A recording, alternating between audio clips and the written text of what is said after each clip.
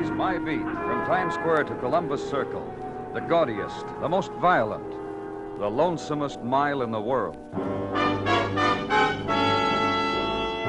Broadway's My Beat, transcribed with Larry Thor as Detective Danny Clover.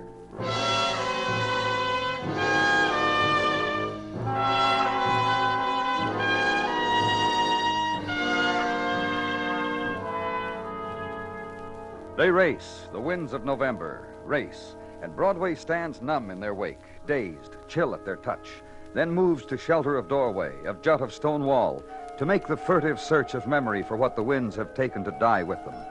And realization then, and the shudder, images sworn to hard remembrance have fled on the chill embrace of November wind.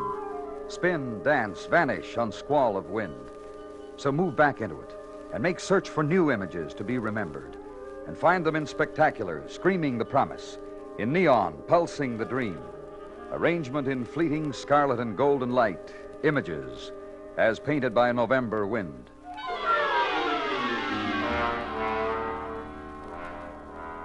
And another texture of November. Please. Please. Woman shivering, her arms crossed, her hands digging into her shoulders. Woman huddled tightly and chill, and biting a knuckle, and the warmth of a room about her. Sheen and glow of the expensive things of a room about her. Please. Just try to take it easy, Mrs. Taylor. I can't. I'm trying to control myself. Here, why don't you come sit over here? That's right. You just sit down right there. I get your shawl or something? Coat to put around your shoulder? No. No, thank you. I'll be all right. Just give me a moment. Danny? Mrs. Taylor... Yes. I'm quite all right now. And now you can tell Lieutenant Clover and me. I'm Detective Dennison. Tell us why you called us. Yes. Why, Mrs. Taylor? My husband. It's for Frank I called you, for him. What about him? Did something happen to your husband, Mrs. Taylor? Why do you behave... Just tell us, Mrs. Taylor. Earlier this evening, I had it so beautifully planned, Frank and me, a quiet evening at home, just the two of us, and... And what, Mrs. Taylor? Frank announced, just very simply announced, that he was going out. Right after dinner. And I asked him where, very gently I asked him, and he wouldn't tell. He just looked at me and brushed his fist against my chin almost hard, but sweetly, the way he does, and just put on his coat and went. He hasn't come back. Is that what you're trying to say, Mrs. Taylor? It's late now, and your husband hasn't come home, and you want to... No. He's at home. What? A little while ago, just a little while ago, I was in bed and reading and waiting for Frank to come home. I wasn't going to ask even where he'd been. And the doorbell rang, and I got up to answer it. And I opened the door, and Frank fell against me. And his weight knocked me down, too. Your husband was drunk. Is that it, Mrs. Taylor? I thought drunk. And then I saw Frank had been beaten. And there was blood all over his shirt. He'd been beaten, and he was hurt, and he was sobbing. And I got up, and I tried to carry him, and I dragged him. Where is your husband, Mrs. Taylor? There, in our bedroom. I finally got him into bed, and I took off his shirt, and I washed all the hurt places. Dennison. Yeah. That the door to your bedroom, Mrs. Taylor? Yes, maybe Frank will talk to you. He just lies there and looks at me. Make Frank talk to you if... When I opened the door and Frank fell against me, I thought drunk, and then I thought dead. Your husband that badly hurt, Mrs. Taylor. Have you... Yes. I've called our doctor, and I've called my sister, Grace, and Harry. Harry? Harry Dixon, that's Frank's best friend, and I've called every place that I know for Donald. That's Donald Jordon. He's Frank's partner. Donald just isn't anywhere to be found, and I've left messages all over the place for him. You know, you'd think at a time like this... are you going in to Frank now, too? Yes. I'll go with you. No, you stay out here, Mrs. Taylor. Oh, yes. My sister should be here soon, and Harry. Yes, I'll wait for them here.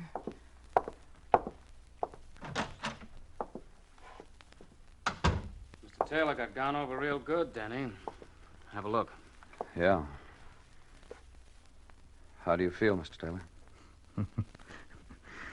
Question, boys. Boys with the kindly questions. It's the way he talks, Danny. Mr. Taylor's mouth is one big bruise, and it's the way he talks. You want to tell us what happened to you, Mr. Taylor? Puff up my pillow, huh? Hardens under me. Look, Did anybody ask you Anybody come crying? Your wife called us. She told us... She's a wife. She gets on the phone. She calls people. She gets lonely. My wife calls people. Who'd you get into a fight with, Mr. Taylor? Makes a difference to you? You look like that after a fight. What's the other man look like? You try to kill each other, Mr. Taylor? You go out hunting and find a chap and say, let's fight, let's cut each other? Frankie, boy, what's this about blood on your shirt?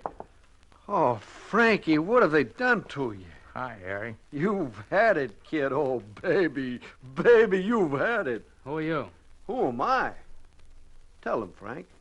Harry Dixon. You left out the best part, Frankie. Harry Dixon, best friend of Frank Taylor, years and years best friend.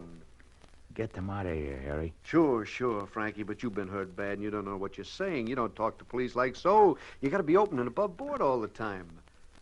My, best friend, Frank, giving you trouble, Lance? We want to know how this happened to him, who it happened with, why it happened, why he... And Frank won't say, huh? When Ethel called me, she told me how Frank won't say. Maybe I can help you out, Lance. How? You let me talk to him, huh, Lance?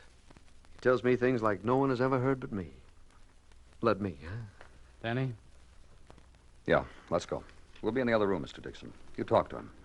Then come out and talk to us. Will do. Can do. I'm going to take advantage of your condition, Frank. I'm going to get out of here with you, Lance. Did he tell you? No, Mrs. Taylor. I don't understand. I just don't, that's all. I'm away for a week. You've been away? Yes. I was worn out, and Harry said, you look worn out, Ethel. Why don't you take a rest? Go somewhere. And I said, you're sweet, Harry. You're very sweet. And we got out the travel folders, and I chose Atlantic City. I stayed only a week. What could have happened to him in that time? I just wish Donald would come. That's your husband's partner, Mrs. Taylor, the one you told me about? Yes, I just called him again, and there was no answer, and I called the bars again I know he goes to, and I left messages again. You have his address, Mrs. Taylor? Yes. He lives at the Ruxton Apartments on West 37th. And there on my desk are the numbers where I tried to reach him.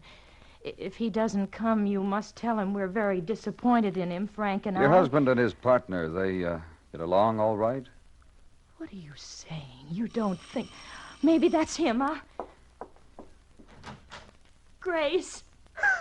Oh, Grace, I'm so glad you're here, honey. I'm so glad.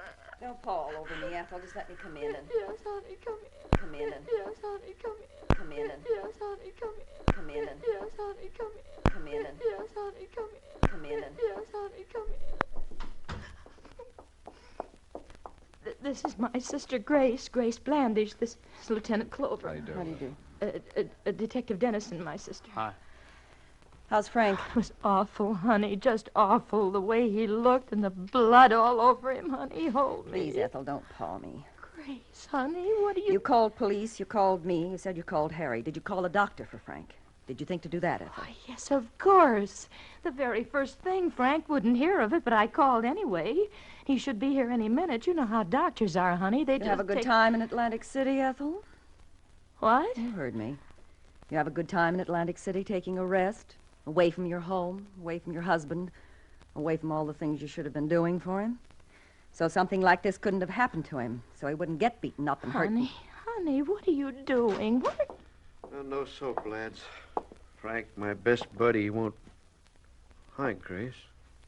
You haven't heard you got a bruised brother-in-law. You sure have, Sister Grace. He tell you anything, Harry? Not even his best friend. I coaxed, I pleaded, I cajoled. Look, lads. Uh-huh.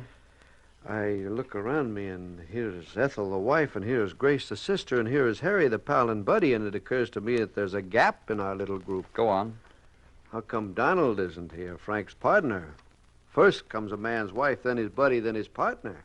How come partner Donald makes a gap? Well, don't worry about it, Harry. Harry, Yeah, lad? we'll want to know where we can find you. Sure you will. My card, lads, which states my name, my business, my address for all the world to see and know, yours for the asking. Thanks. And this, a suggestion. Frank in there, he got it real good, and he won't say who gave it to him. Some guys die from a beating like he got, so you lads will do something about it, huh? Because you're fine lads. Only a suggestion. Yeah, thanks. Thanks a lot, Harry. Ethel, Yes. your husband's alone in there now, shouldn't you? Yes, I'll go to him. I just It's wanted a to thing talk a wife to you. would do, I imagine. Go to her hurt husband. Let's go, Dennison. Yeah, let's do that, Danny. It's squad car ride then to West 37th in the Ruxton Arms apartments and ask for Donald Jordon, partner of a violently beaten man. Man who wouldn't talk. And be told Mr. Jordon had not been in all evening, had gone out earlier. Asked to be taken to Donald Jordon's room and exchange the flash of a badge for the privilege. And Donald Jordon not there. And phone calls then to the list of numbers taken from Mrs. Taylor's desk, bars, clubs, friends. Donald Jordon in none of the places, had not been in all evening or night.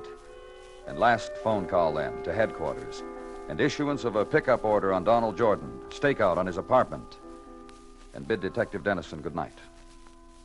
The chill and silent November street then, where room was, and drifting sleep, and too quick roar and surge of morning. And headquarters is morning, and gold-brown day of November is routine, and the small, quick clacks of teletype violences committed on a golden day of late autumn. And twilight is the filing of mimeoed reports. And twilight is...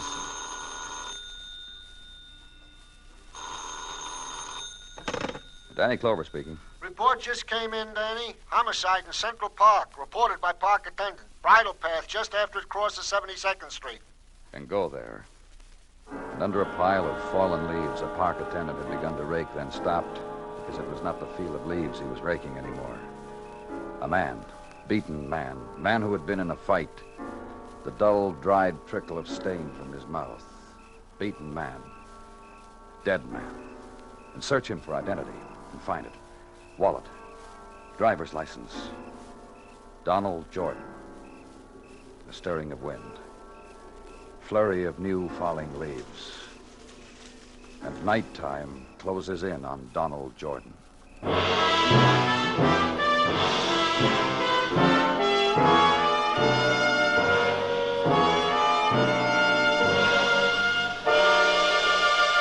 You are listening to Broadway's My Beat, written by Morton Fine and David Friedkin, and starring Larry Thor as Detective Danny Clover.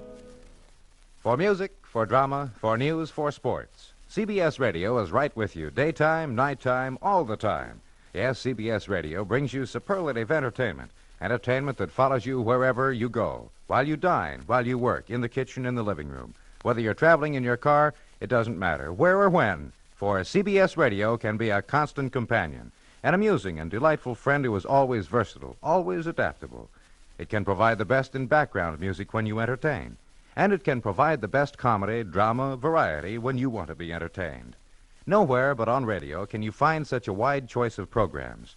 No entertainer but radio can go wherever you go. And no place but on CBS Radio can you find America's favorite stars and favorite shows. Day in, day out. There's no place like radio, and no radio like CBS Radio.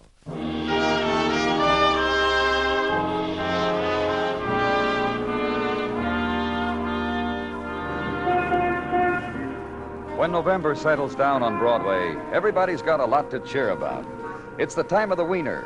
It's the season of the rackety racks and new substitution rules. Also of last year's All-American who, left hand on pigskin, swears he didn't get paid a living wage. It's the month of the old grad again, the co-ed again, the bottle and the blanket, and what is known as the nippy tang. And over all of it, there, peeping out of corners of shop windows, the fat shadow of old St. Nick, reminding you how many days you have left to buy.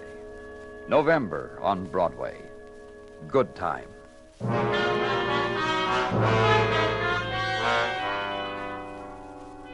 And of a morning where I was, November was the opening of a door. Danny, Oh, hi, Sergeant. Come on in. What do you got? a comment. Oh? Of all the seasons, I like autumn best. Subject of conversation Mrs. Tartaglia and I dipped into last night. Results we came up with. Autumn is the one. I know it's been bothering you, Gino, and I'm glad you've got it all straightened out now. It's bittersweet. Gino, It's off my chest now. now we, Certainly. Frank Taylor, according to a report phoned in this morning by his physician, spent a restless night and is still in no condition to be spoken to by the police. All right. What else? The deceased of last night has been positively identified as Donald Jordon, partner of Frank Taylor. Uh-huh. Frank Taylor has a pamphlet distribution outfit. A what kind of outfit? How to. You know, how to make a salad, how to build an extra room. Like that, Danny. Has ads in the newspapers, and people send him a quarter for a pamphlet. How'd he get along with his partner? Okay, according to first investigations. Donald Jordon bought into the business with a lump sum. Well, let's see. Yeah, for $5,000, it says here. Which happened 6 months ago. Now, what else? Nothing. Well, thank you, Sergeant. Anytime. Anytime at all. And lean back and consider it now. Whys and wherefores of two beaten men. What and who conspired? How did time and occasion get together of a November evening in the park and leave one man broken, another dead? Consider it. Out into the street and ride with it, downtown. Gray stone houses gathering to themselves the first chill. Gutters with no leaves for children to kick through. Streets of dappled sunlight and too many noonday shadows. November streets. And the girl in suede and peaked cap driving a small open car. And take a right and an address you have for questions you have. Listen, Mr. Clover, any information you want, consider it good as gotten. Thanks. Open and above board. Ask anybody, ask anybody. Say, what kind of fellow to do business with is Harry Dixon? Ask them. Say you need a mortgage for a good reason or another, and is Harry Dixon open and above board enough That's the best kind of fellow to do business with. Huh? Open and above board. Let's do business, Mr. Clover. Shoot. Did you have anything to do with... The fracas, Franks and Donald's fracas? Hey, boy, back up, huh? We were going to be opening... Well? Listen, all I am is Frank's buddy. Tell me about him. A peach. What else? A peach, a regular fellow, a sport. What do you want, anyhow? How about his wife? How about her, huh? As long as we're being open and above board, how about her? Pretty. That's one way of putting it. How would you put it? Thrilling. I don't like to mince words, Clover. Ethel Taylor is a thrilling girl. She thrilled you, huh? Look. Yeah, she did. From afar. What do you think, anyhow? Known her for a long time. Sure. Frank introduced me to her a week after he met her. Said to her, Ethel, meet my bud, meet my girl, Harry. He said, the next week he married her. When was the last time you saw her? Something on your mind? I only asked because it sounds like something underhanded you got on your... Look, I'm not afraid of any question you can ask. When was the last time you saw Ethel Taylor? Week or so ago at the party. Party? Yeah. Tell me about it. Partner, Don Jordon, was going on the road. Business trip. Gave him a party, then he went on the road. Which is about the time Ethel Taylor was out of town, too. Huh? Listen. In case you want to make something out of it, I heard her tell Don she'd miss him. In case you want to make something out of it. I'll bet you can take it from there, can't you, Clover? Sure you can. Bye, fella.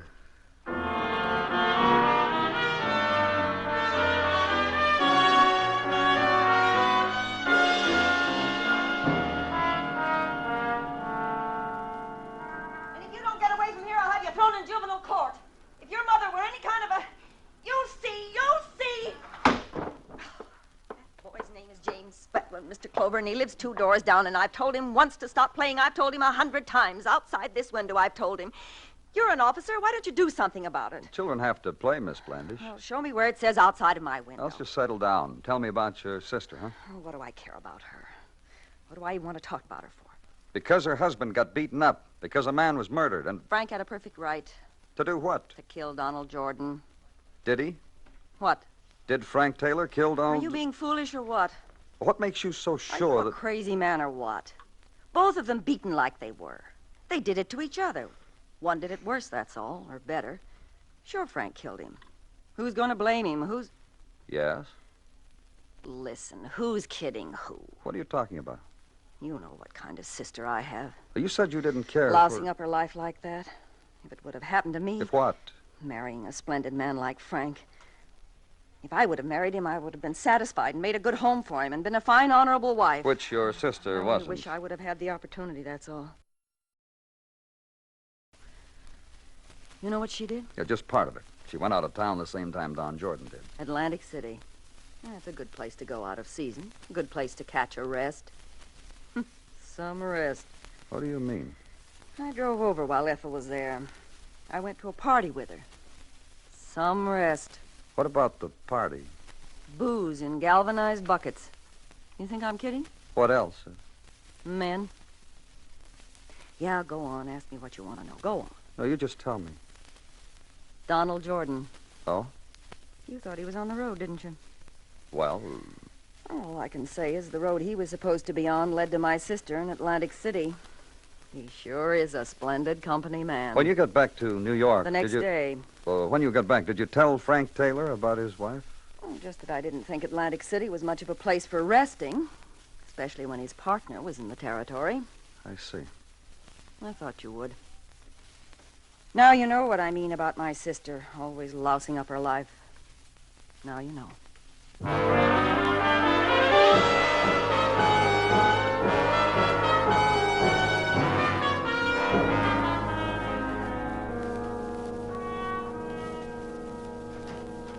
See you for a minute, Danny? Sure, come on in, Dennison. What want to see me about? Been down to Frank Taylor's place of business, Danny.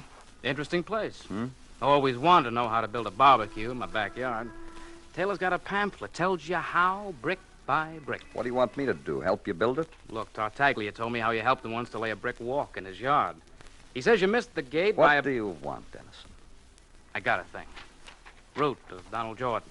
Towns he was supposed to hit on the road. Here, to Philly, to Atlantic City, to Easton. Then his being in Atlantic City is legit, huh? Of course, he might have arranged his route so he'd be there the same time as his partner's wife and all. I've heard of such things happening.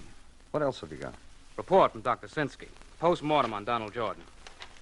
He was killed instantly And? at approximately 3 a.m. on the morning of... What time were we at Frank Taylor's house, Danny? Yeah. Something, huh?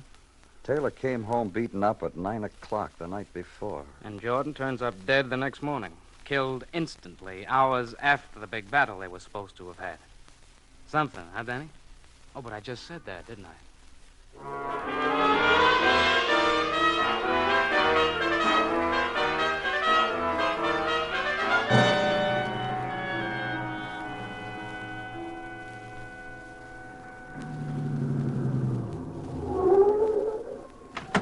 All right, Harry, let's go. What'd you bring me here for? Your best friend's house. You don't need a reason. Let's go. Out.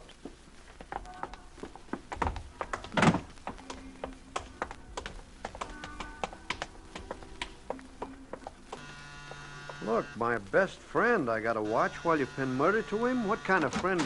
Yes, Ethel, You remember me, don't you, Mrs. Taylor? yes. What do you want? Your husband home? You know he is. Let's go inside. All right. Listen, he's got enough trouble now. It can wait. What can? Yeah, Ethel, what can wait? It can wait. He's not going anyplace the way he's hurt. Let's go see him. What do you want? Sure, I want to see my old bud. Hiya, bud. Hello, everybody. He's helpless enough. What'd you say, Al? I said the way you're lying there, bandaged up and hurting, you're helpless enough. They can do anything they want. What about it, Clover? Look, Frank, Yeah, Bud, what? I'm with you. Yeah, sure you are, Harry. What about it, Clover? You know what happened to your partner, don't you? Yeah. I really clobbered him. He had to wait on me. I clobbered him. You know he's dead, don't you? Let's everybody join the conversation, huh? That's a good idea. Well? You like to say something, Harry? Pertaining to what? Who killed Donald Jordon? Look, don't embarrass me in front of my Donald Jordon was killed while your best friend was lying right in that bed. Ethel? Yes, dear. Fellow's gone hard on me again. Oh, sure. That better? No. Don't bother. Get you something? What would you like to get me? Frank. Let's just get with it, huh? How come Donald Jordon was killed hours after the fight with Frank here? Yeah, how come? Nobody answered? I got a confession to make, everybody. Frank, dear. Oh, yeah, do that. Fingertips on the forehead. That's a good bit. Frank? Everybody's listening for my confession, baby. Now, here it is, everybody. Me and Don had a big fight. Tell him why, baby. Tell him. Me. Go on. I said me. Because why? You'd heard that Don and I were together in Atlantic City. My sister told you. So I called up Don. I said, meet me. All of a sudden, I'm a knight of old protecting the little lady. What a knucklehead. Don beat me from here to here and back again. And then he says to me, you want to apologize? I'll spend the next few hours in that bar across the street. Otherwise, he says, get lost. I'm not your partner anymore. I didn't apologize. I got lost. My confession. Ethel, Yes? count me out, baby. And I tell you why. Trying to make it look like your husband killed a man. You deserting her, Bud? Just count me out. My fellows. I had a fight with the wrong guy, huh, Harry? Open and above board. Yep. She and me, old Bud. Me and your wife. That's why she killed Don. You'd get blamed for it. She and me'd have a clear road. My fellows. It's funny, Ethel. I got no feeling about you at all. You told your wife where Don was, didn't you, Frank? Hey, wife, you tell her things. And you went to him, Mrs. Taylor. Lured him into the park. Beat him to death. Harry. What? You said you loved me. I thought... used to love you yesterday. Now look what you've done. You've lost it. We were going good in there. What'd you lost it for? My fellows. Well, let's go.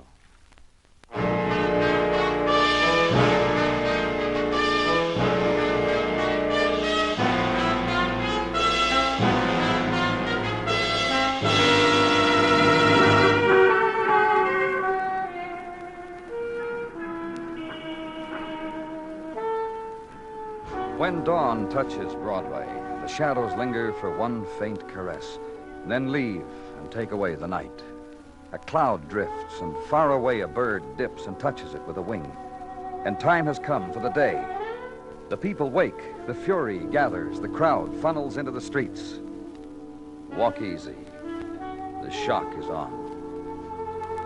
It's Broadway, the gaudiest, the most violent, the lonesomest mile in the world. Broadway. My beat.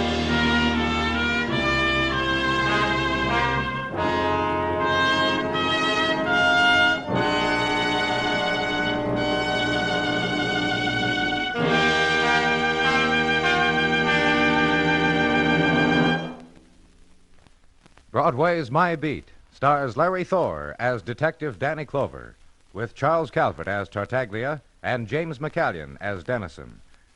The program is produced and directed by Elliott Lewis, with musical score composed and conducted by Alexander Courage.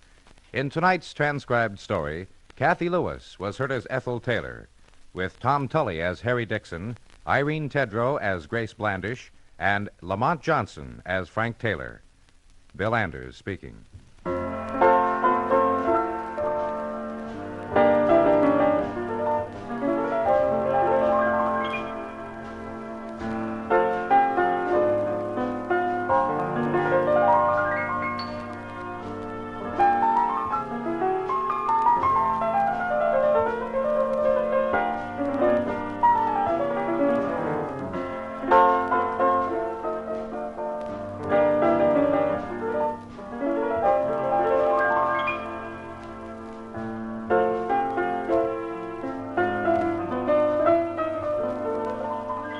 Tragedians play comedy roles. Comedians interpret the drama. Tonight, as CBS Radio's Stage Struck introduces that exclusive theatrical fraternity, the Players.